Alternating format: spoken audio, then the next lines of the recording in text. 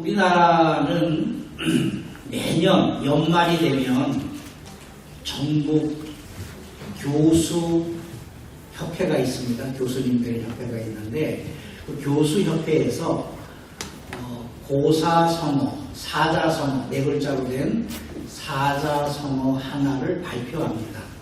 2023년도에 발표된 사자성어는 견리망의입니다. 나올 거예요. 네, 견리망의. 이로움을 보자 의로움을 잇는다. 자기 이익을 위해서 의를 버린다. 그런 말입니다.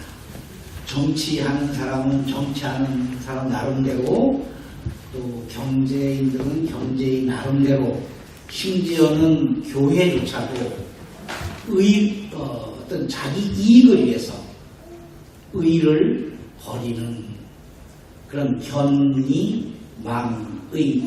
견리망의의 반대말은 견리사의입니다. 어떤 이익이 있을 때 이게 의가 되는지를 우리는 생각을 해야 됩니다. 특히 크리스천들은 큰 이익이 나에게 올 때 그것이 하나님의 뜻에 부합하는지를 생각해야 됩니다. 저는 나그네로서의 삶을 살면서 여러 사람들을 만납니다. 언어가 다른 사람들을 만나면서 많이 울기도 하고 또 좀 외로움도 느끼고 또 도망가고 싶은 마음도 들고 마음이 너무 답답해서 아무도 없는 광야에 나가서 사모랑 함께 이렇게 커피도 마시면서 하늘을 바라보면서 이렇게 눈물을 흘릴 때가 있었습니다. 외롭다.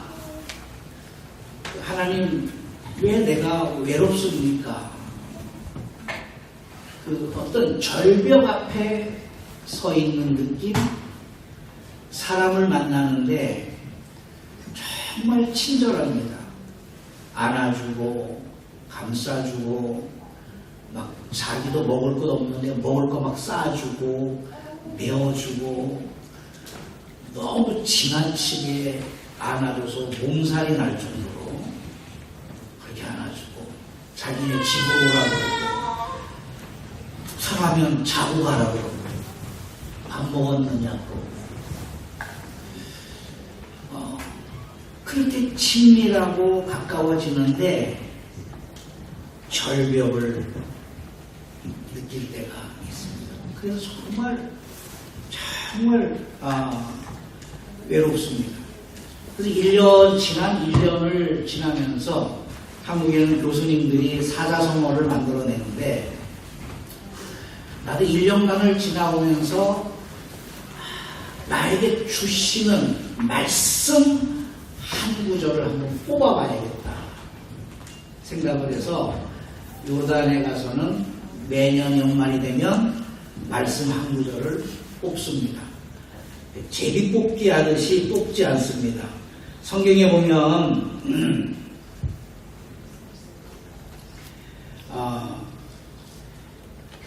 그 말씀 한 구절을 뽑은 것이 한 해를 마무리하면서 다시 2024년을 달려가게 하는 사역의 방향, 정체성, 그것이 되는 것입니다. 그러니까 저의 요한복음 3장 3절은 저의 한 해를 마무리하는 말씀이고 또 2024년을 어떻게 살아가야 할지에 대한 하나님께서 저에게 주신 그 능력을 오늘 이 시간 우리가 함께 나누기를 원합니다. 정말 어렵습니다. 성경은 66권 아닙니까? 보이시죠? 66권 중에 절수가 3만 절이 넘습니다. 3만 개에서 약 3만 1,000개에서 31,073절에서 한 절을 뽑는다라고 생각하면 복권을 맞는 것 같습니다. 기대가 돼요. 매년 연말이 되면 내가 이렇게 많은 절수에 제비 뽑아가지고 이거 아니야, 마음에 안 들어, 이거 이렇게 뽑는 게 아니라 성령 하나님께서 나에게 강력하게 태풍처럼 주시는 그 메시지, 그 말씀이 기대가 됩니다.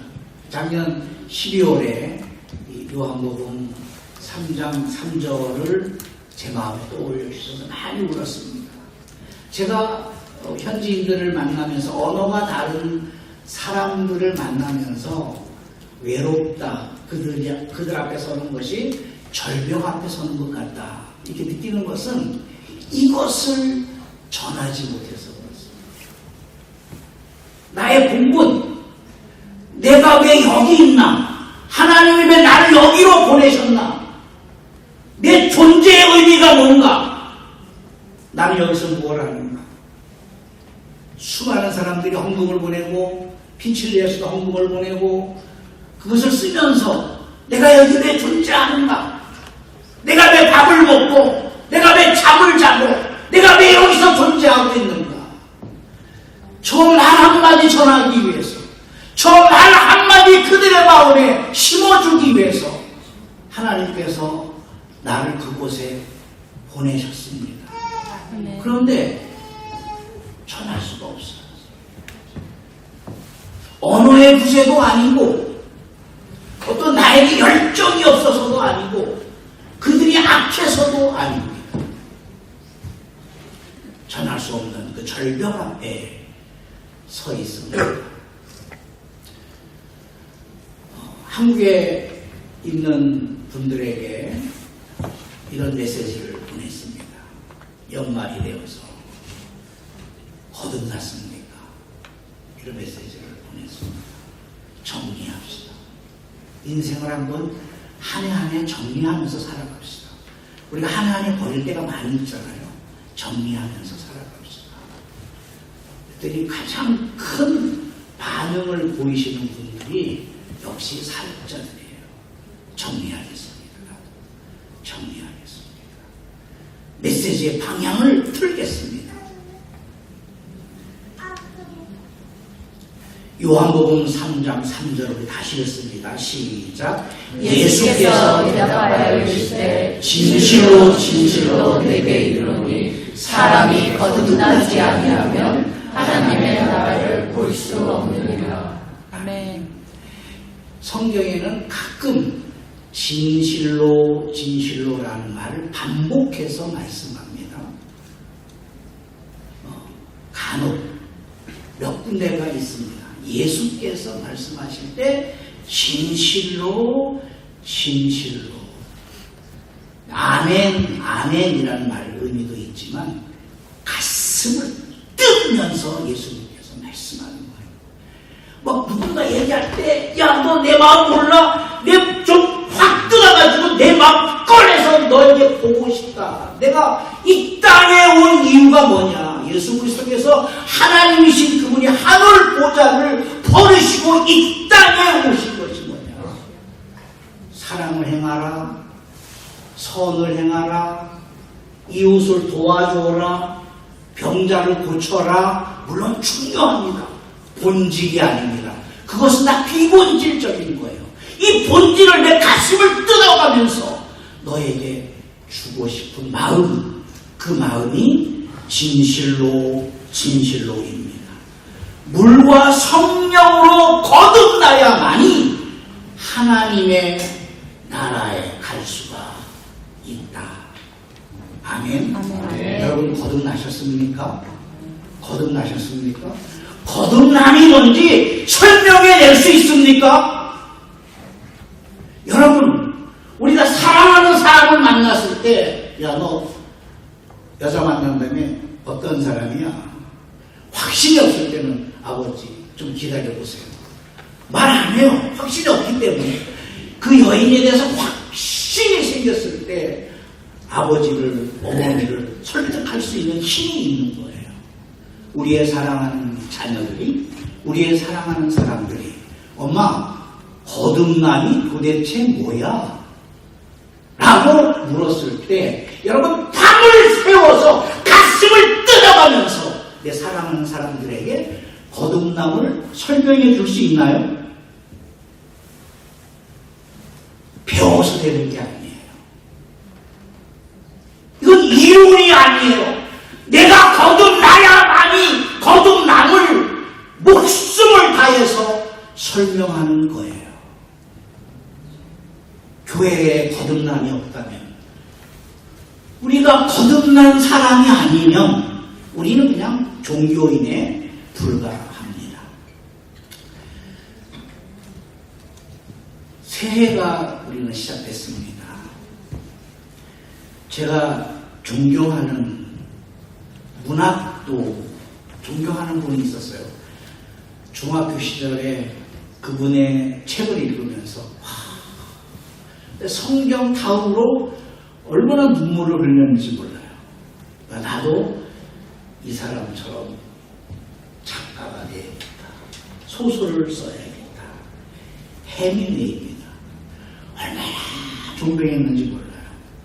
그래서 어렵게 그분의 책을 구해서 그분의 책을 정독하고, 여러분 소설책에 밑줄 그어가면서 읽어본 적 있으세요?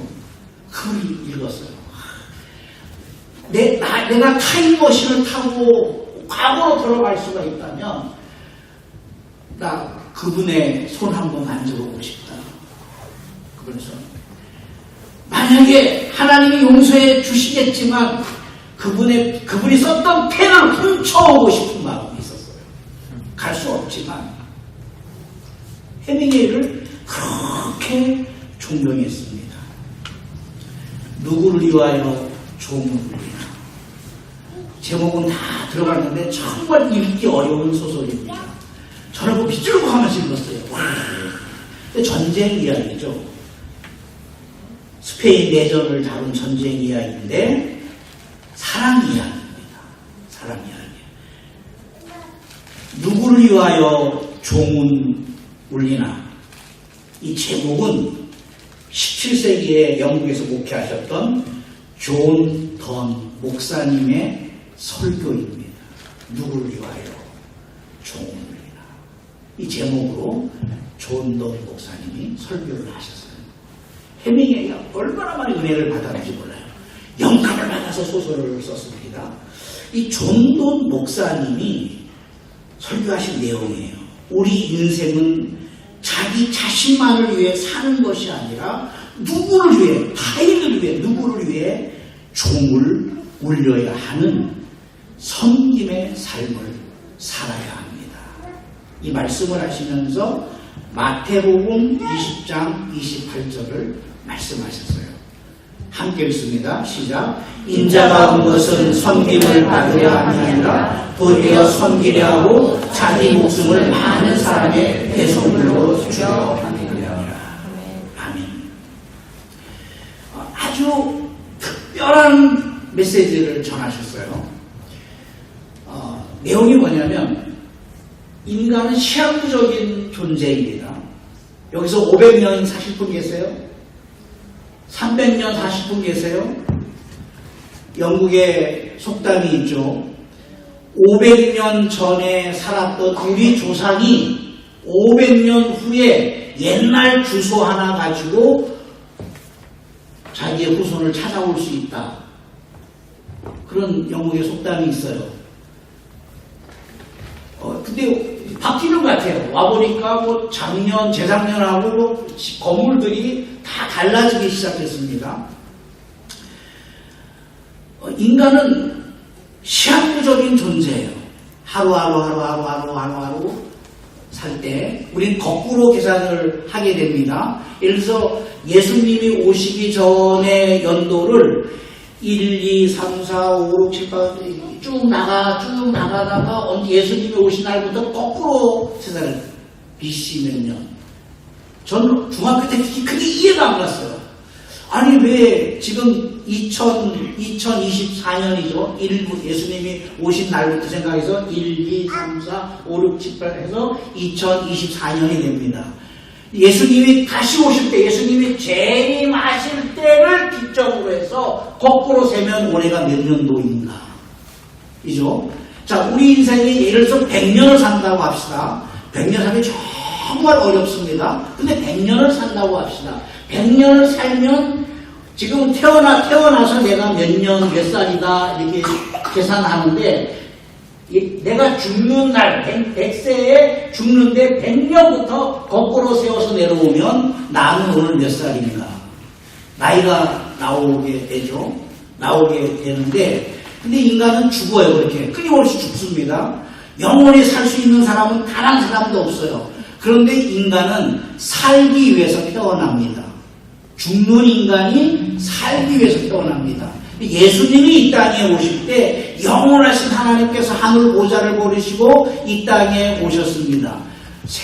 영원한 생명을 가지신 분이 예수님이 오셔서 나는 죽기 위해서 오셨다. 영원히 살지 못하는 인간은 살기 위해서 태어나는 것이고 영원히 사시는 예수님은 죽기 위해서 오시는 것입니다. 이것이 교차 지점이 있습니다. 예수님은 죽으시고 그 죽음으로 우리는 살게 되는 것입니다. 자, 다시 해밍웨이로 돌아가겠습니다. 해밍웨이는 사회적으로 최고의 성공의 정상에 오른 분이십니다. 해밍웨이를 향해서 당신은 실패한 인생이라고 말할 수 있는 사람은 전 세계에 단 한 사람도 없습니다. 여러분 해밍웨이를 아십니까? 저는 그분을 너무 사랑하고 너무 존경해서 그분의 뒷모습을 공부하기 시작했어요. 절망을 했습니다. 해밍웨이는 실패한 인생입니다. 그가 아끼던 총이 있었어요. 61세. 제가 지금 61세거든요. 제 나이에 방아쇠를 당겼습니다. 빵! 그리고 죽었어요. 막 온 경찰들이 그를 수사하기 시작했어요. 해밍웨이가 죽을 수가 없다. 그는 크리스찬입니다. 존 돈 목사님의 설교를 듣고 누구를 위하여 종을 울리나 그 소설을 쓸 만큼의 어마어마한 영감을 받았던 사람입니다. 그가 자살할 리가 없다. 그래서 자살을 감추어버렸어요. 쉬쉬했어요. 더 놀라운 충격이 있습니다. 그의 아버지가 있어요. 그의 아버지도 권총으로 빵 자살했어요. 아버지와 아들이 자살을 했어요. 심리학자들은 연구하기 시작했어요. 조 해밍웨이가 아끼던 여동생이 있었어요. 오빠가 죽고 나서 자신도 자살을 했어요. 해밍웨이의 남동생이 있습니다. 남동생도 자살을 했어요. 그래서 해밍웨이 가문이 자살 가문이 되었습니다. 작년에 제가 아주 좋아하는 남자 연예인이 한 분 계셨어요. 그분 참 좋더라고요. 목소리도 동굴 보이스. 그냥 좋더라고요. 근데 전 뉴스를 잘 안 봤는데 누군가 그래요. 자살했다. 뭐 이유와 여러 가지가 있겠습니다만 무엇이 해밍웨이를 그렇게 만들었을까?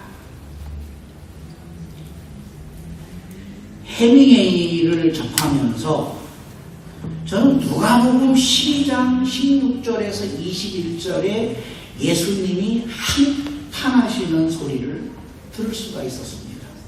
누가복음 12장 16절에서 21절.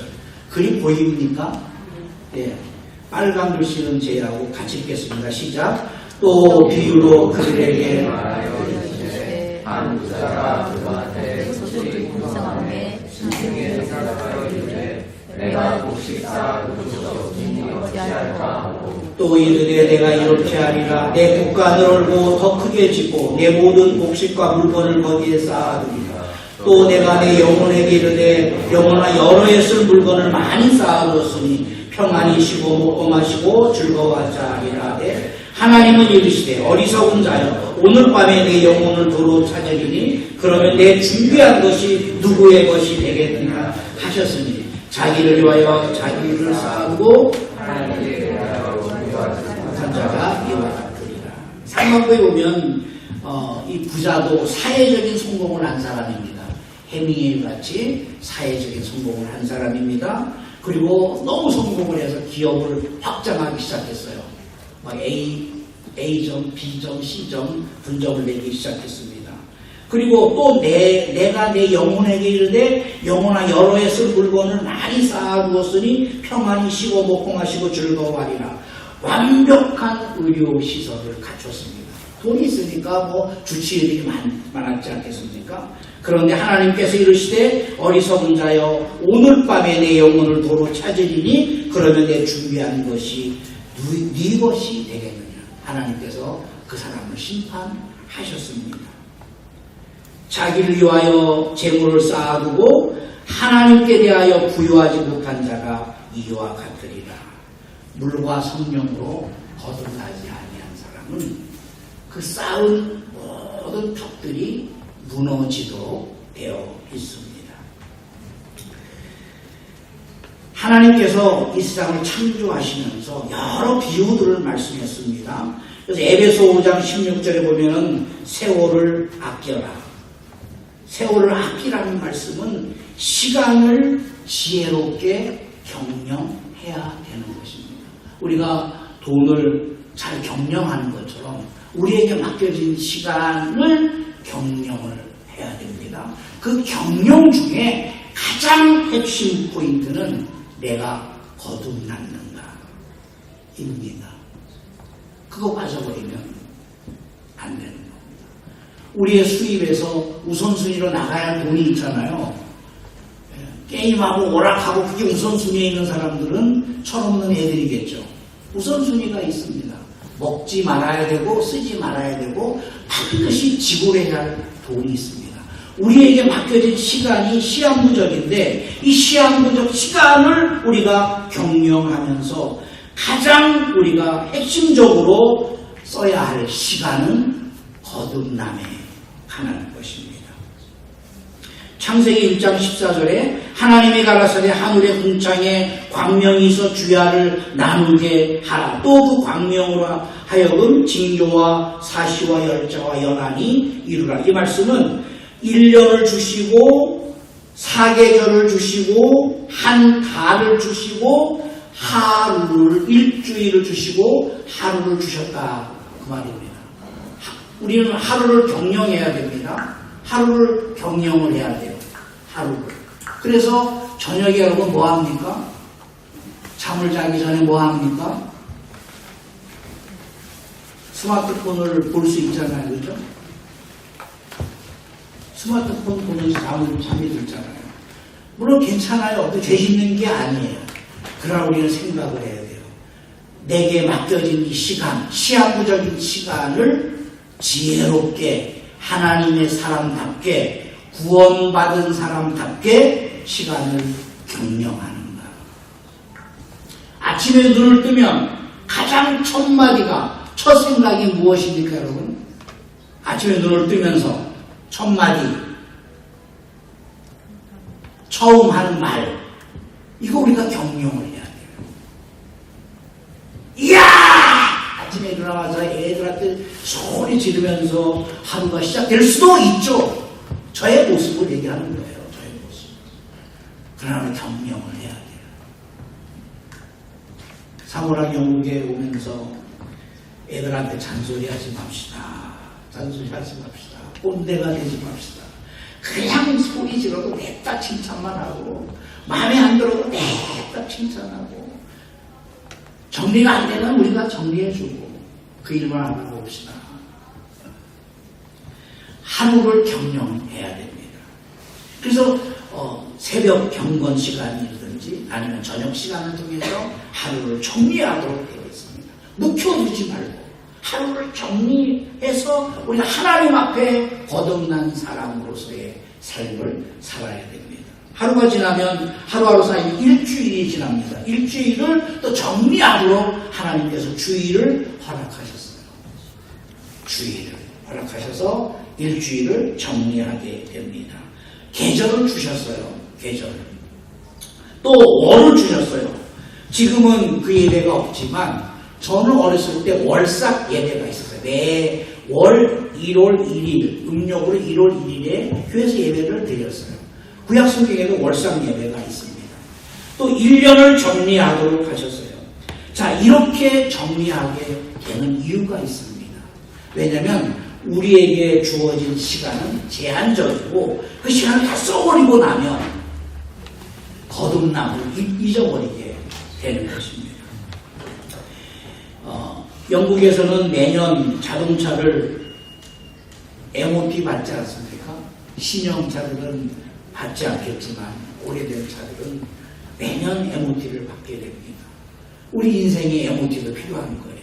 그 MOT에서 가장 핵심이 오디오가 좋은가 그걸 보지 않습니다. 우리 인생에 MOT를 받아야 돼요. 새해가 시작하면서 핵심이 뭐냐면 당신은 거듭났는가 거듭났는가. 물과 성령으로 거듭나지 아니하면 하나님의 나라에 들어갈 수가 없다. 결론이면서 거듭남에 대해서 말씀드리려고 해요.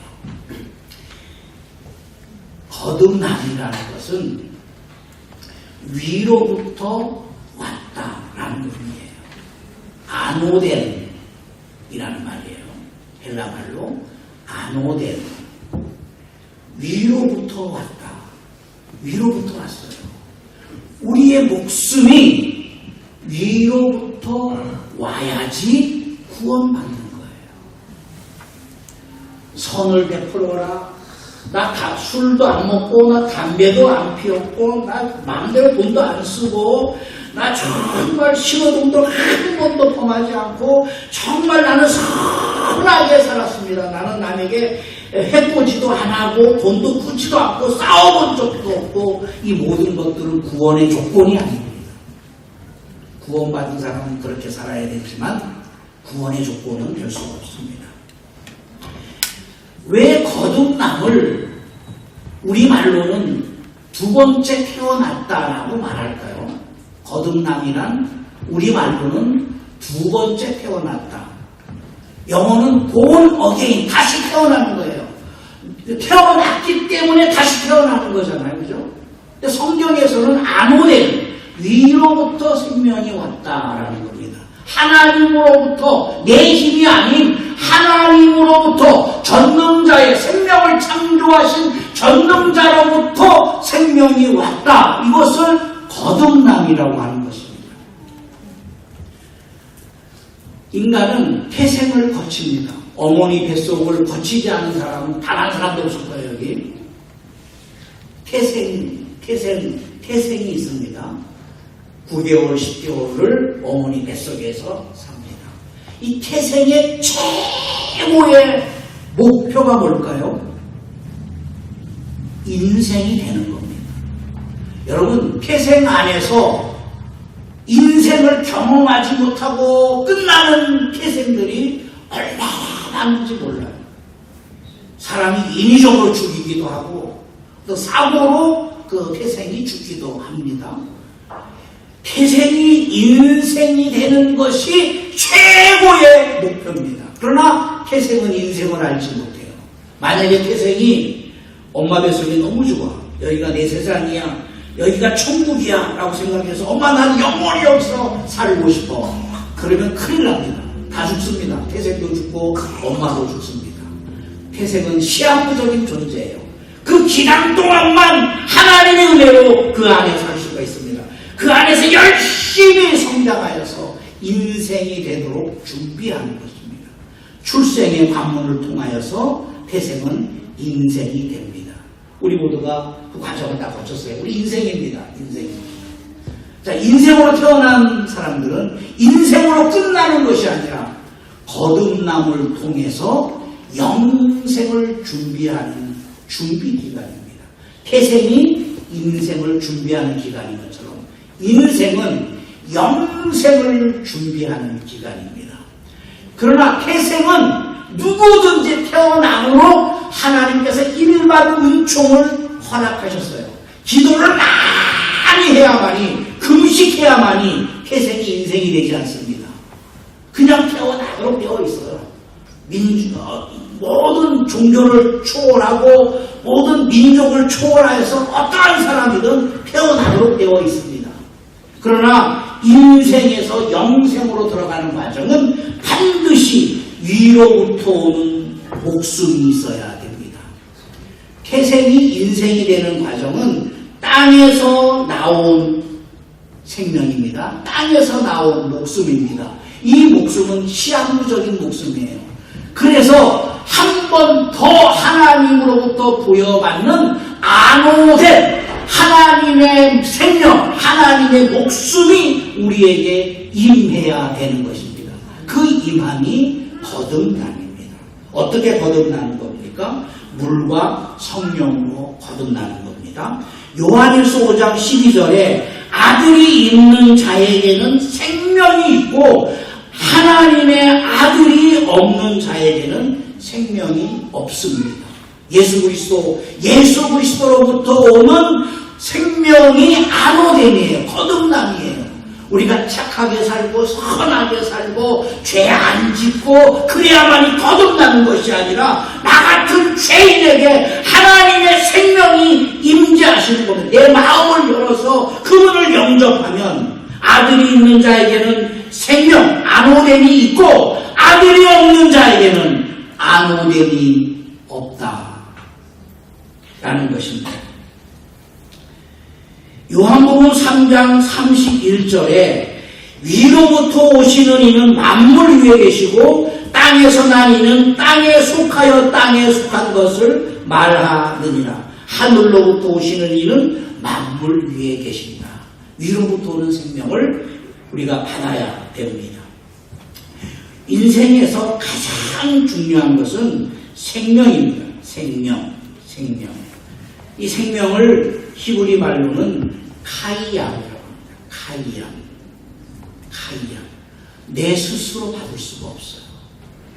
내가 구할 수가 없어요. 돈 주고도 살 수가 없어요.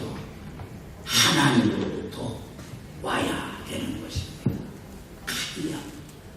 이 하나님으로부터는 카이암이 바로 거듭남, 안호됨입니다. 안호됨.